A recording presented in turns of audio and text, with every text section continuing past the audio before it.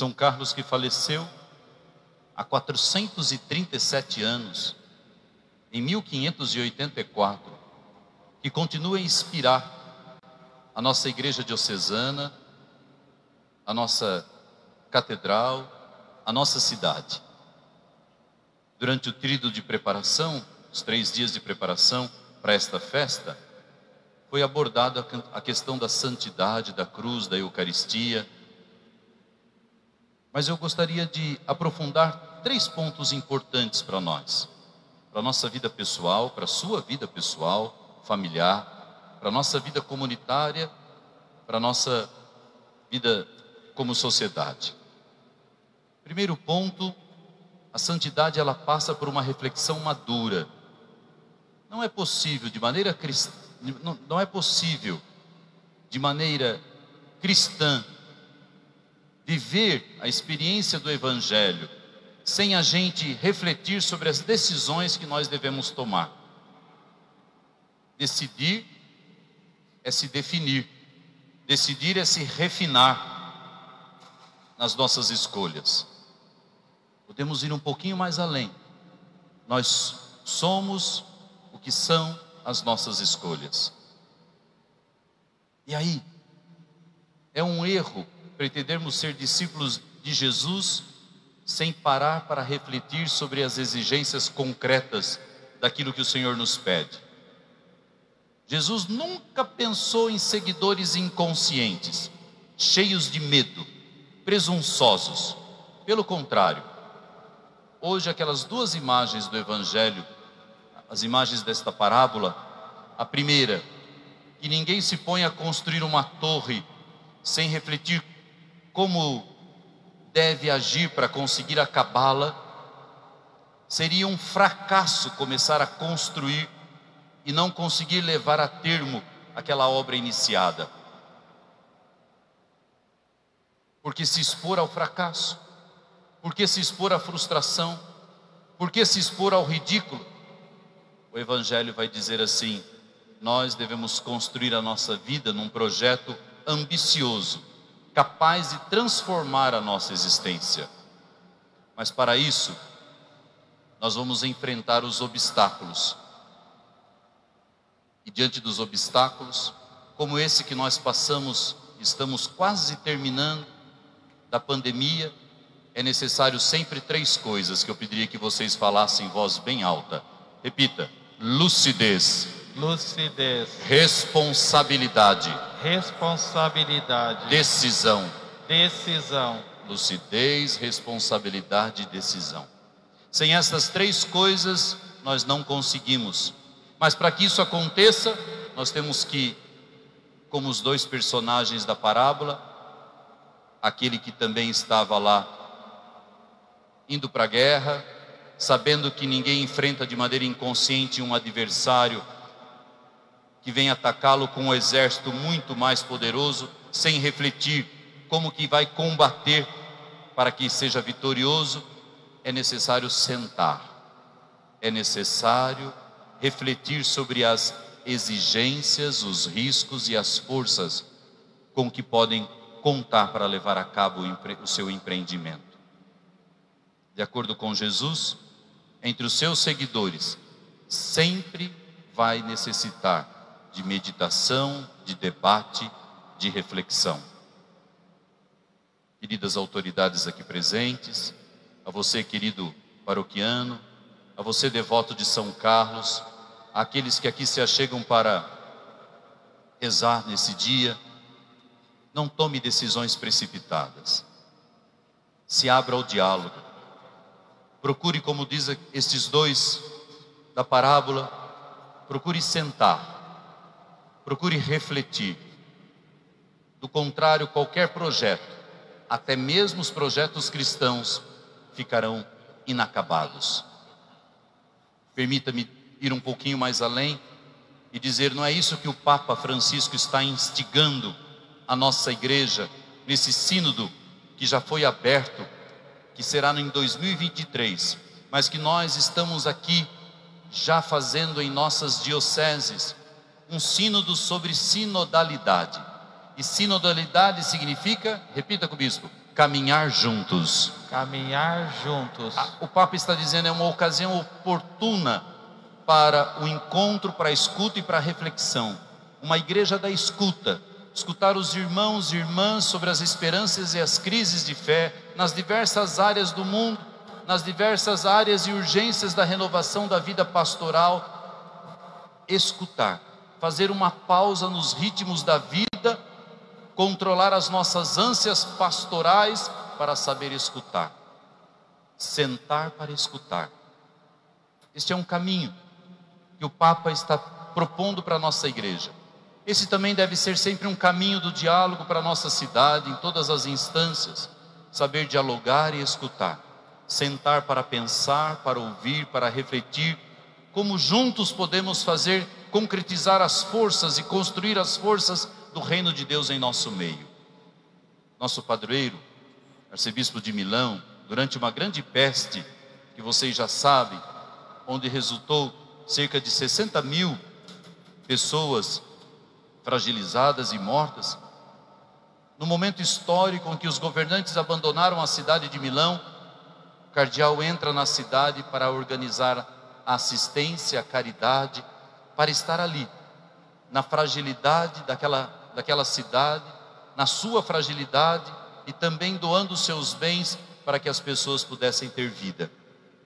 Nós também, como igreja, demonstramos nesse tempo pandêmico tantas situações em que nós fomos interpelados pelas nossas comunidades para ser ali uma igreja que não se alheia à vida, uma igreja que cuida da fragilidade e da pobreza do nosso tempo, uma igreja que cura as feridas, que sara os corações dilacerados com o bálsamo de Deus. Louvado seja Deus, que em comunidade a gente pode fazer tantas coisas. Sozinho, talvez não, mas juntos podemos fazer tantas coisas. Mas para isso, foi importante sentar.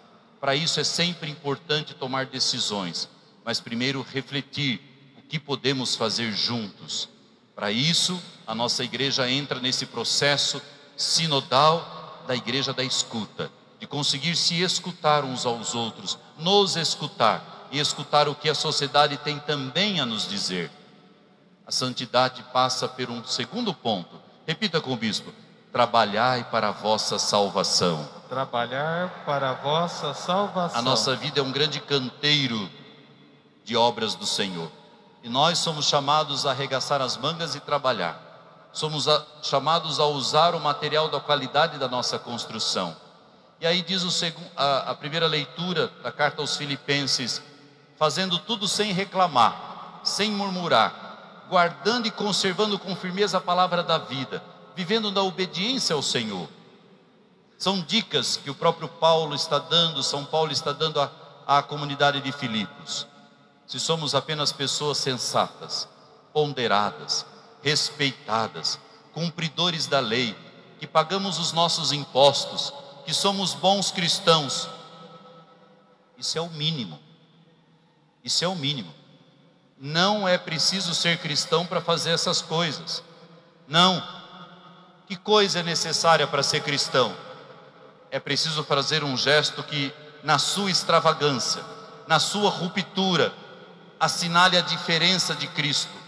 Que haja ali um salto qualitativo, um salto de amor que Cristo representa. Eu vou um pouquinho mais além. Há um momento na nossa vida que um só gesto destes nos pode salvar. Há um momento na nossa vida em que um só gesto desse faz a diferença.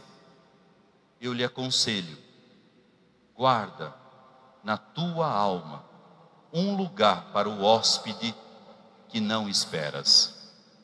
Guarda na tua alma um lugar para o hóspede que não esperas. São João 23 falou de São Carlos que ele era um gênio pastoral. Havia nele um compromisso por uma existência santa e um excesso de dedicação. Repita: existência santa. Existência santa. Diga: excesso de dedicação. Excesso de dedicação. Não fazia corpo mole para aquilo que tinha que ser feito. E fazia com empenho.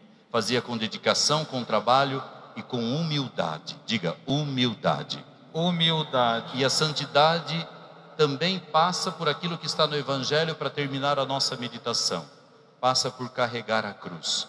Nosso autêntico seguimento é aquilo que hoje o Senhor não fala só para os discípulos, Ele fala para a multidão. É preciso ter somente um foco no caminho do seguimento. Há um risco de caminhar em diferentes direções, até nos desviando, mas daí vem a radicalidade do Senhor. Desapegar-se da família, carregar a cruz, renunciar a tudo.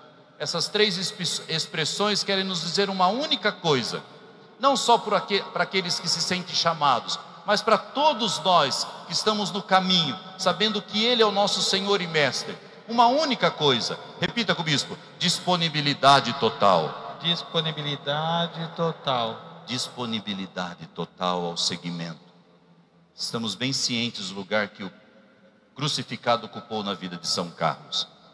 Ele é atestado por preciosas relíquias da cruz que São Carlos tinha no seu quarto. E no quarto ele sempre orava diante daquelas relíquias. Surge no coração de São Carlos aquele desejo. A nossa vida se define pelo seguimento daquele que foi crucificado e ressuscitado, e que nos garante a livre participação no amor. São Carlos rezava diante do crucifixo.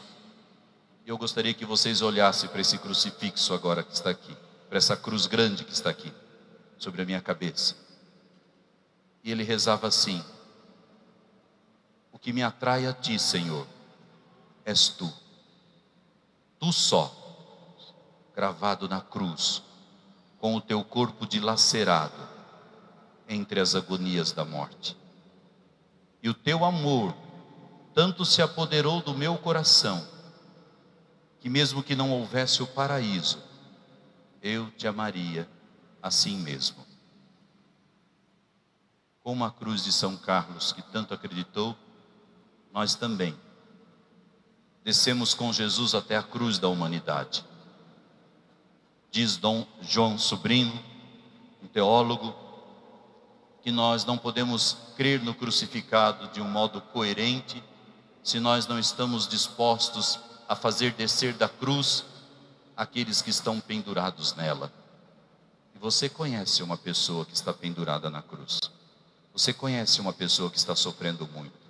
Concretamente você sabe quantas pessoas estão penduradas na cruz do Senhor. E nós não podemos ser insensíveis. São Carlos não foi insensível. Depois de 2000 anos de Páscoa, quase 500 anos depois desses acontecimentos vividos por São Carlos, nós não podemos deixar de frequentar a escola da cruz e resgatar aqueles que estão pendurados na cruz do Senhor, para que tenham vida e vida com dignidade. E que esta seja a lente a vocês, queridos governantes da nossa cidade. Olhar para os pequenos, para os pobres, por aqueles que estão pendurados na cruz. Sentar para criar projetos para que a nossa cidade não tenha ninguém que sofra, ninguém que morra de fome, ninguém que passe por dificuldade, por causa da nossa ganância, por causa do nosso egoísmo, por causa da nossa insensibilidade. Hoje eu os convido a invocar a proteção e a intercessão de São Carlos, sempre contando com o poder do Espírito Santo. Estamos cheios de gratidão pela escolha do nosso bispo, o 8º bispo da nossa diocese, Dom Luiz Carlos. Estamos cheios de gratidão porque estamos nesse espírito sinodal que invade a nossa igreja diocesana, e que essas reflexões que iremos fazer e as ações que iremos empenhar vão nos acompanhar durante toda esta década de igreja. Reconhecemos o poder de Deus em tudo que nos chama a viver na comunhão, a construir uma igreja unida, a resistir diante dos poderes do mal. Estamos convencidos que somente na comunhão, só unidos nós podemos ser sinais do reino que há de vir.